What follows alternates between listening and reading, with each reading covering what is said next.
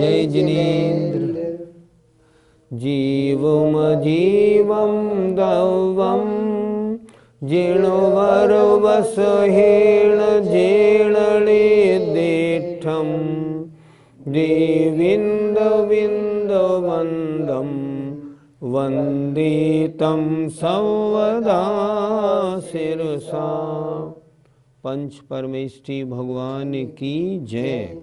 द्रव्य संग्रह ग्रंथ पाठशाला में चल रहा है। अभी तक क्या हुआ? पहली 14 गाथाओं में मंगलाचरण हुआ और जीव द्रव्य को अच्छी प्रकार समझाया। द्रव्य संग्रह में जैसे जीव द्रव्य को समझाया है ऐसा वर्णन अन्य कहीं देखने को नहीं मिलता। बहुत अद्भुत है। आज 15वीं गाथा है। अब जीव द्रव्य का वर्णन पूरा हो गया। अब अजीव द्रव्यों का वर्णन आज से प्रारंभ होगा। आइए गाथा देखते हैं। अजीवो पुण्यो अजीवो पुण्यो पुग्गल धम्मो अधम्म आयासम पुग्गल धम्मो अधम्म आयासम कालो पुग्गल मुत्तो कालो पुग्गल मुत्तो रूवादि गुणो अमुत्ति से साधु रूवादि गुणो अमुत्ति से साधु। पूर्ण। अब आगे 6 द्रव्य हमें जानने थे। द्रव्य संग्रह में 6 द्रव्यों से परिचय होना था, तो 6 द्रव्यों में हमने जीव द्रव्य को जान लिया। तो अब कह रहे हैं पूर्ण। अब फर्दर, अब आगे अजीवो, अजीव द्रव्यों को ण्यो जानना चाहिए। अजीव द्रव्य कौन कौन से हैं? पुद्गल, धर्म, अधर्म, आकाश और काल। 6 द्रव्यों में से जीव द्रव्य जीव है, 5 द्रव्य अजीव हैं। फिर देखें, पूर्ण माने फर्दर। अब आगे अजीवो ण्यो, अजीव द्रव्यों को जानना चाहिए। कौन कौन से हैं? पुद्गल, धर्म, अधर्म, आकाश और काल। ये 5 द्रव्य अजीव द्रव्य हैं। इनमें से पुग्गल मुत्तो, जो पुद्गल द्रव्य है, ये मूर्तिक है। क्यों? रूपादि गुणों, रूप आदि गुण वाला होने से। और शेषादु, और शेष जो 4 द्रव्य हैं वे अमूर्तिक हैं। फिर एक बार देखें, पूर्ण माने फर्दर। अब जीव द्रव्य को जानने के बाद अजीवो, अजीव द्रव्यों को ण्यो जानना चाहिए। कौन कौन से हैं अजीव द्रव्य? पुद्गल, धर्म, अधर्म, आकाश और काल। इन 5 अजीव द्रव्यों में से पुग्गल मुत्तो, पुद्गल द्रव्य मूर्तिक है। सबसे पहले यहाँ पुद्गल का नाम आया था, इसलिए पुद्गल द्रव्य की चर्चा हो रही है। पुद्गल द्रव्य कैसा है? पुद्गल द्रव्य मूर्तिक है। क्यों मूर्तिक है? रूपादि गुणों, रूप रस गंध स्पर्श आदि गुण वाला है। और शेषा, शेष जो 4 द्रव्य हैं, धर्म, अधर्म, आकाश और काल, ये अमूर्तिक हैं। इस तरह इस गाथा में ग्रंथकार ने अजीव द्रव्यों का परिचय कराया और पुद्गल द्रव्य के बारे में कुछ चर्चा प्रारंभ की। हमें अपनी आत्मा को जानना था, जीव द्रव्य को जानना था, तो फिर हम पुद्गल द्रव्य को क्यों जाने? जीव द्रव्य को तो हमने जान लिया। अच्छा, आपकी आत्मा शुद्ध है या अशुद्ध? अशुद्ध है। उसमें अशुद्धि किस कारण से है? उसमें कर्म वर्गणाएं प्रवेश कर चुकी हैं, बंधी हुई हैं, मिली हुई हैं। वो क्या है? पुद्गल है। अगर पुद्गल को नहीं जानेंगे, अगर हम कर्म को नहीं जानेंगे, तो हम ये कैसे जानेंगे कि शुद्ध आत्मा अशुद्ध क्यों बनी? अब आत्मा की अशुद्धि को रोका कैसे जाए? इन कर्मों को अब हटाया कैसे जाए? ये कर्म है क्या? जब तक इसको नहीं जानेंगे तब तक उन्हें हटाएंगे कैसे? इसलिए जीव द्रव्य को उपादेय के रूप से जानना, अजीव द्रव्य को हेय रूप से जानना। हम कोई चीज़ बाजार में खरीदने जाते हैं तो ये हमें चाहिए, इनको हटा दो, ये नहीं चाहिए, तो उनको भी तो समझना पड़ता है। इसलिए अजीव द्रव्य को हम समझेंगे तब तो हमारी आत्मा शुद्ध बनेगी। इसलिए अजीव द्रव्य को भी जानना जरूरी है। अजीब द्रव्य किसे कहते हैं? जिन द्रव्यों में चेतना नहीं पाई जाती वे अजीब हैं। 6 द्रव्यों में एक जीव द्रव्य ऐसा है जिसमें चेतना पाई जाती है। अन्य 5 द्रव्य पुद्गल, धर्म, अधर्म, आकाश, काल में चेतना नहीं पाई जाती, इसलिए 5 अजीव द्रव्य हैं। क्या चेतना भी कई प्रकार की होती हैं? हाँ बिल्कुल। आचार्यों ने चेतना के 3 भेद लिखे हैं: कर्म फल चेतना, कर्म चेतना और ज्ञान चेतना। पहला कर्म फल चेतना।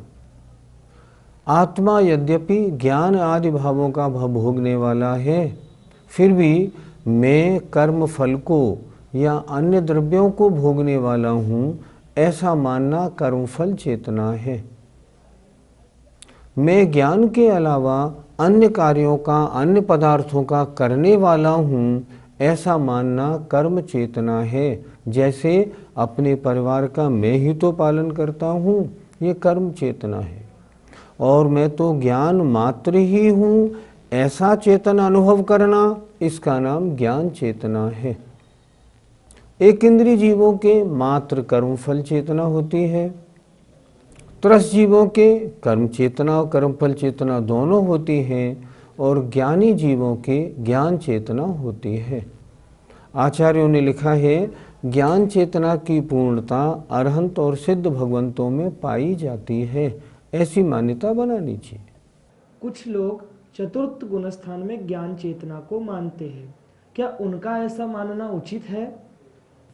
किसी भी आचार्य ने ऐसा नहीं लिखा। पंचास्तिकाय में आचार्य कुंद कुंद महाराज ने स्पष्ट लिखा है, प्राणों से जो अतिक्रांत हो गए हैं, ऐसे अरहंत और सिद्ध परमेष्टियों में ज्ञान चेतना है। वास्तव में तो ज्ञान चेतना के स्वामी सिद्ध भगवान हैं, जो मात्र ज्ञान मात्र का ही संचेतन करते हैं। चतुर्थ गुण स्थान में ज्ञान चेतना है, ऐसा किसी आचार्य ने किसी भी ग्रंथ में नहीं लिखा।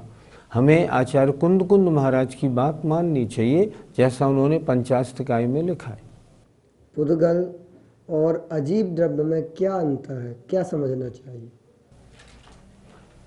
पुद्गल द्रव्य अजीब है, पर सब अजीब पुद्गल नहीं है, यूँ समझो। प्रश्न बड़ा अच्छा है। पुद्गल और अजीब में क्या अंतर? बहुत अंतर। पुद्गल तो, अजीब तो पुद्गल, धर्म, अधर्म, आकाश, काल सब है, लेकिन पुद्गल मात्र एक पुद्गल है। पुद्गल वो अजीब द्रव्य जिसमें रूप रस गंध स्पर्श पाया जाए, उसे हम कहते हैं पुद्गल। और जो चेतना रहित तो हैं और जिनमें रूप रस गंध स्पर्श नहीं है, वो अजीब तो हैं पर पुद्गल नहीं। जैसे धर्म, अधर्म, आकाश, काल, वो अजीब हैं पर पुद्गल नहीं है। क्यों? क्योंकि उनमें रूप रस गंध स्पर्श नहीं है। इसलिए अजीब बहुत बड़ा है, पुद्गल उसका एक भाग है। पुद्गल द्रव्य मूर्ति क्यों है, अन्य द्रव्य मूर्ति क्यों नहीं है? आपने गाथा को ध्यान से देखा?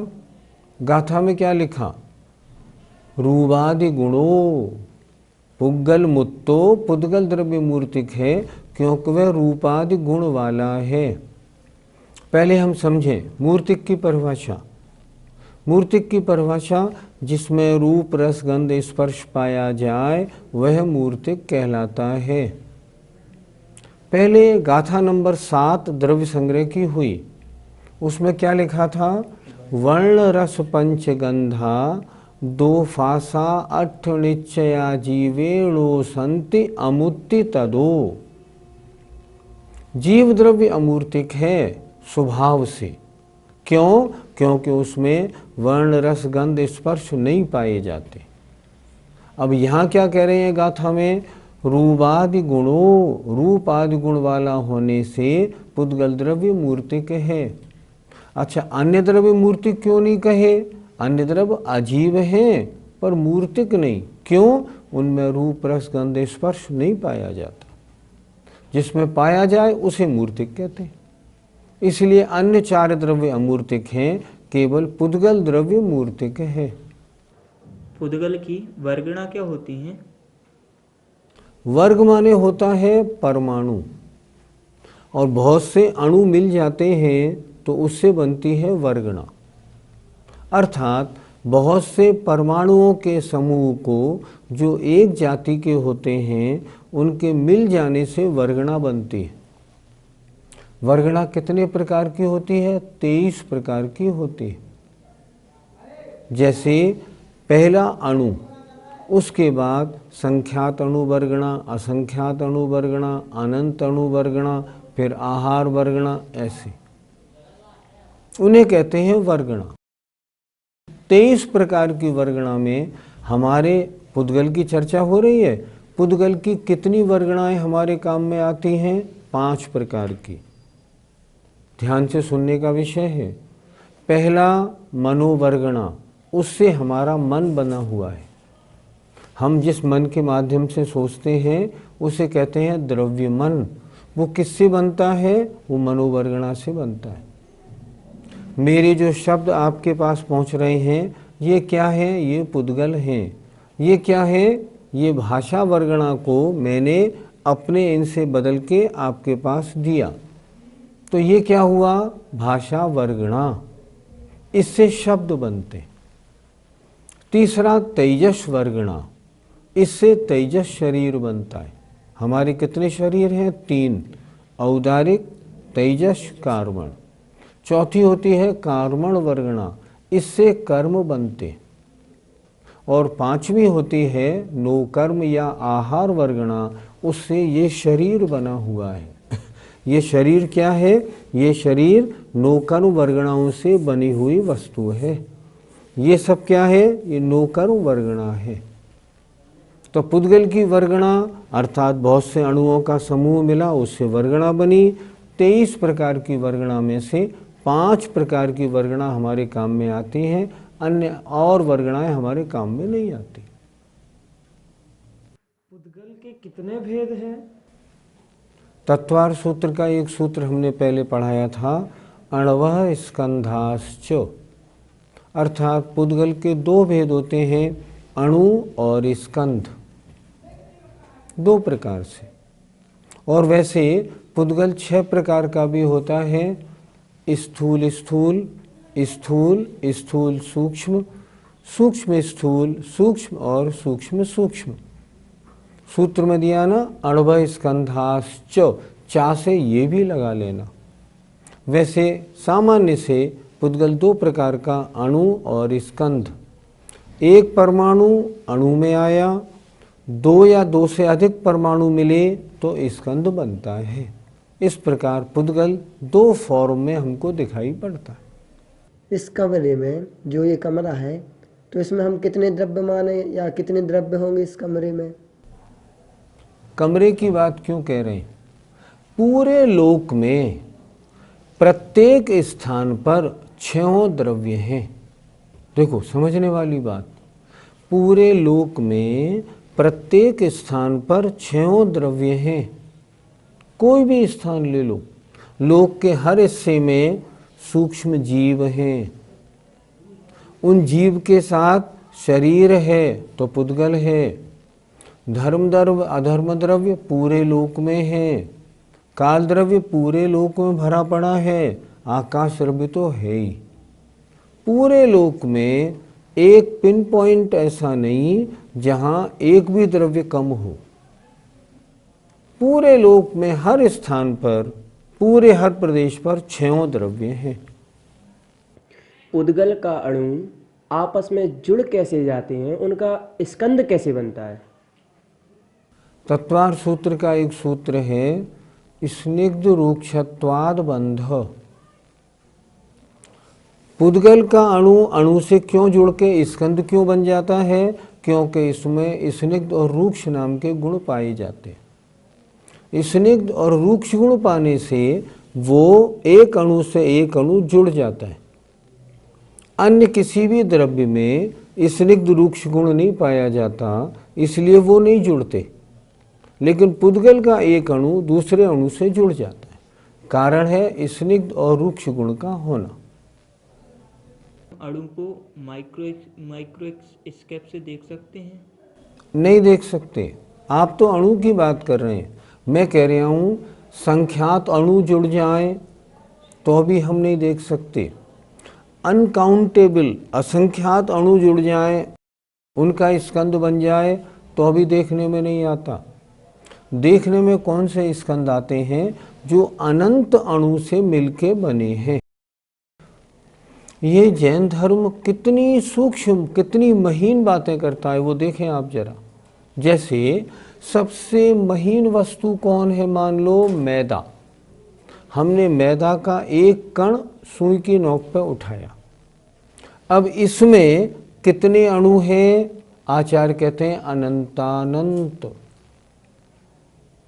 हमारी आत्मा के साथ जो कर्म वर्गणाएं लगी हुई हैं, प्रत्येक वर्गणा में अनंत कर्म परमाणु हैं, लेकिन क्या कार्बन वर्गणा दिखाई पड़ती है? नहीं दिखाई पड़ती। इसलिए अनंत अणुओं का जो स्कंद होता है वो ही दिखाई पड़ता है। अणु या संख्यात अणु या असंख्यात अणु का स्कंद दिखाई नहीं पड़ता। माइक्रोस्कोप कोई सा भी ले लें, नहीं देखने में आएगा। विज्ञान के द्वारा जो अणु माने जाते हैं एवं अपने धर्म में जो अणु माने गए हैं, उनमें क्या अंतर है? जमीन आसमान का अंतर है। हमारे अणु को सर्वज्ञ भगवान ने बताया और विज्ञान के अणु को हमने अपनी आँखों से, यंत्रों से देख के बताया। सर्वज्ञ की बात में और हमारी बात में जमीन आसमान का अंतर है। विज्ञान का जो एक अणु जो है ना, उस एक अणु में हम कहते हैं अभी अनंत अणु और हैं। मेरे पास एक अखबार की कटिंग रखी है, वो उदयपुर के एक वैज्ञानिक की है। उन्होंने उसमें लिखा है साइंस का सबसे छोटा अणु कौन सा होगा जो आज के 25 साल बाद विज्ञान कहेगा अब इससे छोटा अणु नहीं हो सकता। क्योंकि विज्ञान तो बदलता रहता है ना। पहले उसने एटम बनाया, फिर और छोटा छोटा छोटा चलता करता चला गया। वो टिकता नहीं, लेकिन हम तो टिके हुए हैं क्योंकि सर्वज्ञ की वाणी है, उनमें कोई ऊंचा नीचा होता ही नहीं। तो विज्ञान का अणु तो बहुत बड़ा अणु है, वो हमारे पास कैसे पहुंचेंगे? तो उदयपुर के उन वैज्ञानिक ने एक लेख अखबार में छापा था, विज्ञान का अणु वो होगा जो आज के 25 साल बाद विज्ञान फाइनल कर देगा। लेकिन उससे महीन अणु वो होगा जो पकड़ में नहीं आएगा लेकिन अनुभव में आएगा। लेकिन उन्होंने लिखा वास्तव में अणु वो है जो बड़े बड़े ऋषिगण अपने ज्ञान से देखेंगे, विज्ञान का विषय नहीं, वो असली अणु है। मैंने उन वैज्ञानिक सज्जन को चिट्ठी लिखी, आपने ये कहाँ से बात निकाली? उन्होंने उत्तर नहीं दिया। क्यों? कि अगर वो उत्तर देते तो जैन धर्म सामने आ जाता। जैन धर्म में अणु के बारे में जो लिखा है, किसी भी धर्म में उतना महीन अणु की कोई चर्चा नहीं।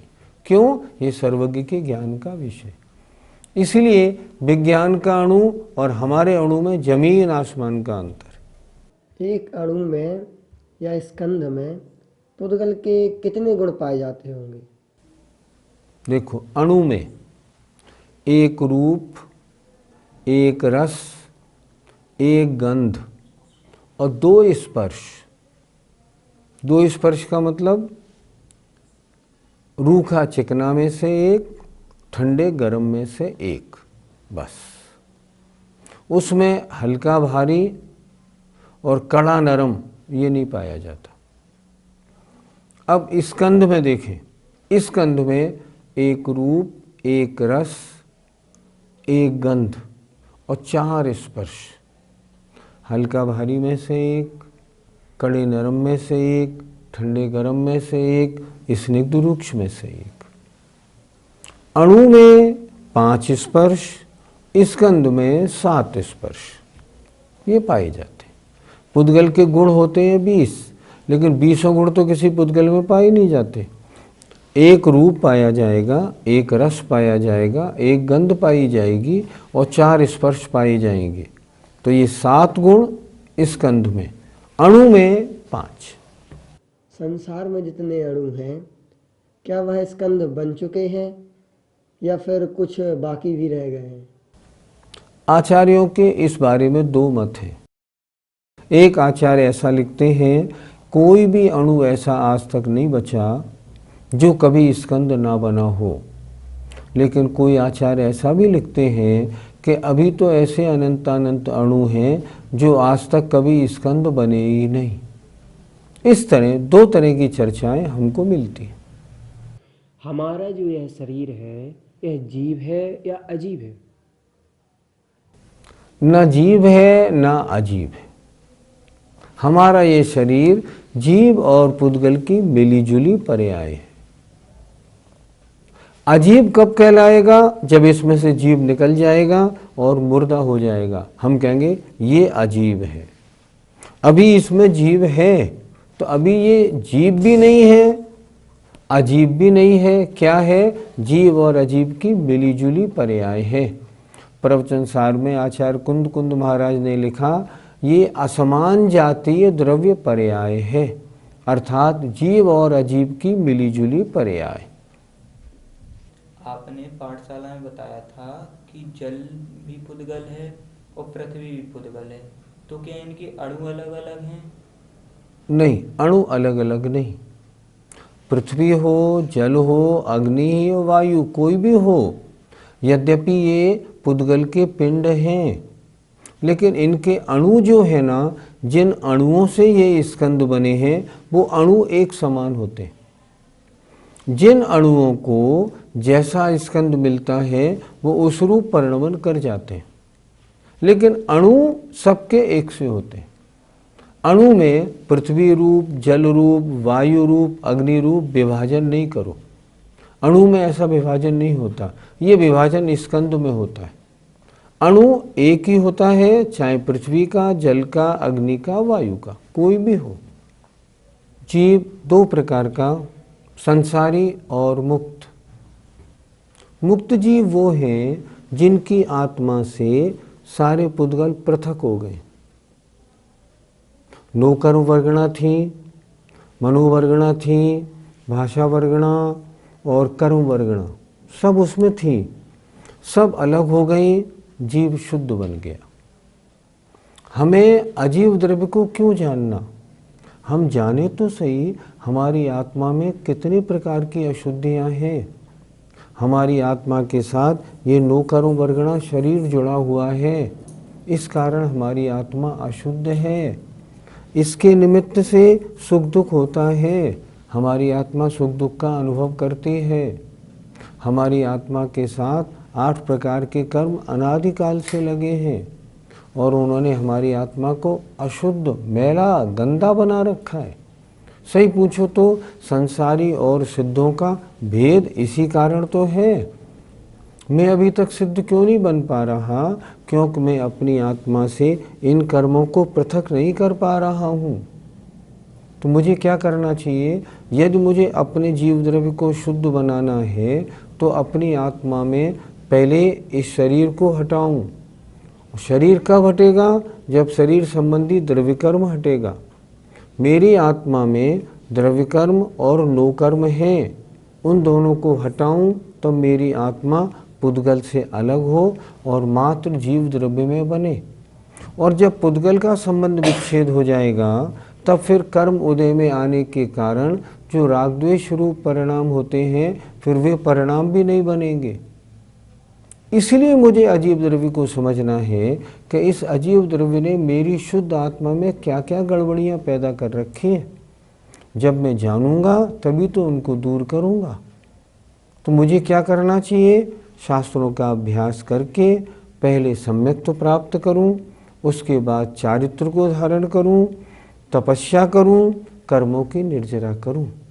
यदि मैं इस काम में लगूंगा तो ये निश्चित इस भव में काम तो नहीं होगा, लेकिन अगले भवों में निश्चित रूप से अगर मैं लगा रहूँगा, अगर सम्यक दर्शन हो गया, अर्थ पुद्गल परावर्तन में मेरा मोक्ष हो ही जाएगा।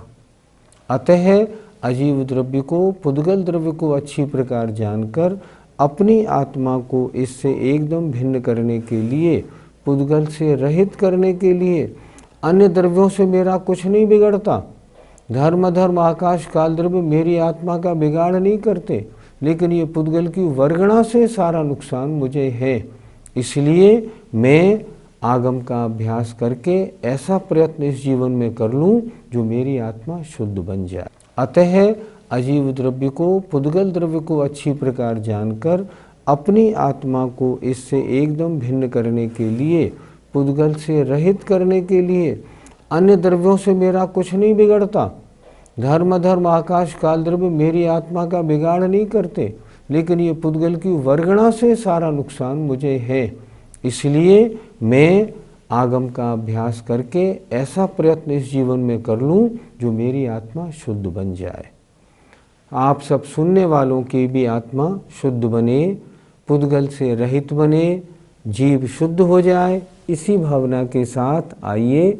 जय जिनेंद्र।